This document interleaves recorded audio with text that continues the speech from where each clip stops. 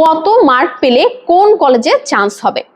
প্রতি বছর এসএসসি রেজাল্টের পরে এটা খুবই একটা কমন কোশ্চিন, কিন্তু শুধুমাত্র এসএসসি রেজাল্টের উপরই এটা ডিপেন্ড করে না।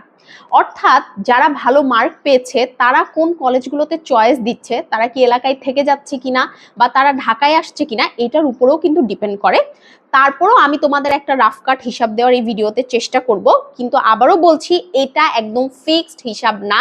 এটা রেজাল্ট পাওয়া না পর্যন্ত, কলেজ চয়েস দিয়ে রেজাল্ট পাওয়া না পর্যন্ত আমরা কিন্তু নিশ্চিতভাবে বলতে পারবো না।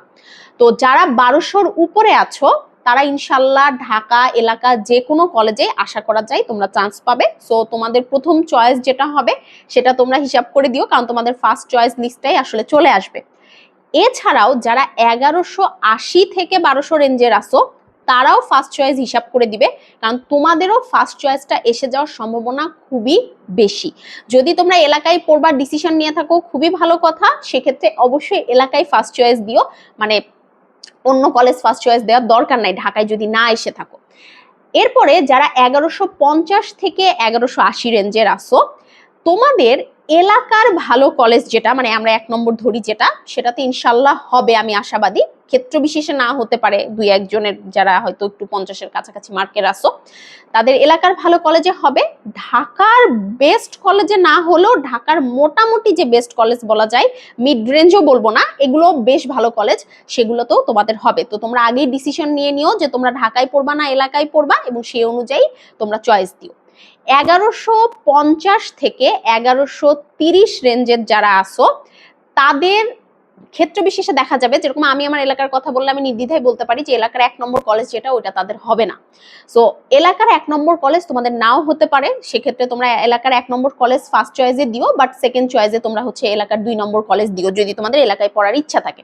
আর ঢাকায় পড়ার ইচ্ছা থাকলে একদম হাই লেভেলের কলেজগুলোতে চয়েস না দিলেও চলবে, তোমরা হচ্ছে মোটামুটি ভালো কলেজ এবং মিড রেঞ্জের যে কলেজগুলো আছে ঢাকার, সেগুলা তোমরা চয়েস দিতে পারো যারা 1130 থেকে 1150-এর মধ্যে আসছো। অর্থাৎ তারা এলাকার 2 নম্বর ভালো কলেজ এবং ঢাকার ক্ষেত্রেও মাঝারি সারির ভালো কলেজগুলো দেখা যাচ্ছে তোমরা পাবে।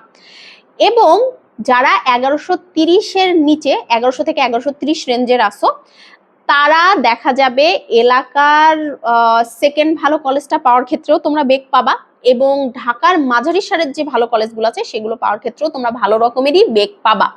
কিন্তু তারাও ওই যে এগেইন যেখানে পড়তে চাও সেটাই ফার্স্ট চয়েস দিয়ে রেখো। আর 1100-র নিচে যারা আছো তাদেরকে আমি একটা কথা রিমাইন্ডার দিতে চাই, তোমাদের রেজাল্ট অনেক ভালো, ঠিক আছে? তুমি ভালো কলেজে পড়তে পারছো না তার মানে এটা না যে তোমার রেজাল্ট ভালো না। তোমার চেষ্টাটা চালাই যেতে হবে, তাহলেই তুমি ভালো কিছু জীবনে করতে পারবা। আর কলেজ চয়েস দেওয়ার ক্ষেত্রে একটা প্যাটার্ন লক্ষ্য করা যায়, ঢাকার 3টা কলেজ, এলাকার 3টা কলেজ, এভাবে করা যাবে না। তুমি আগে ডিসিশন নিয়ে নাও যে তুমি ঢাকায় পড়বা না এলাকায় পড়বা। তবে হ্যাঁ, এমন হতে পারে যে আমি রাজুকে চান্স পাইলে পড়বো, না হলে আমি এলাকায় পড়বো, সেটা হতে পারে, বাট এটাও আমি সাপোর্ট করি না। তুমি আগে ডিসিশন নিয়ে রাখবা ঢাকা, এবং ঢাকা হলেও কোন এলাকা। আর যদি নিজের এলাকায় পড়ো তাহলে নিজের এলাকার কলেজই চয়েস দিও, এটা তোমার জন্যই বেটার হবে। এই সময়টাতে মানে এই যে কলেজ চয়েস দেওয়া, বোর্ড চ্যালেঞ্জের রেজাল্ট আসা, এটা এই প্রসিডিউরটা তোমাদের এসএসসি ব্যাচের জন্য এটা বেশ এবার লেন্দি হতে যাচ্ছে। সো আমার রিকোয়েস্ট থাকবে তোমরা প্লিজ আর সময় নষ্ট করো না।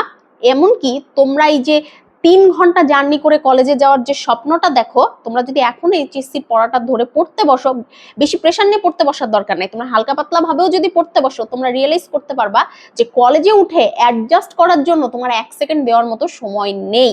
তো আমি সবাইকে অবশ্যই রিকোয়েস্ট করব যে এই সময়টা আর বসে থেকো না, তোমাদের প্রসিডিউর বেশ লেন্দি হবে, কিন্তু ঠিকই এইচএসসি পরীক্ষা টাইম মতো হবে, অ্যাডমিশন টাইম মতো হবে। তো তোমরা পড়াশোনায় ফেরত আসো এবং পড়াশোনা শুরু করে দাও। আর আলহামদুলিল্লাহ আমার কোর্সে কিন্তু ইতিমধ্যে অসংখ্য স্টুডেন্ট হচ্ছে জয়েন করে ফেলেছে, রেজাল্ট উইক উপলক্ষে ডিসকাউন্টও চলছে।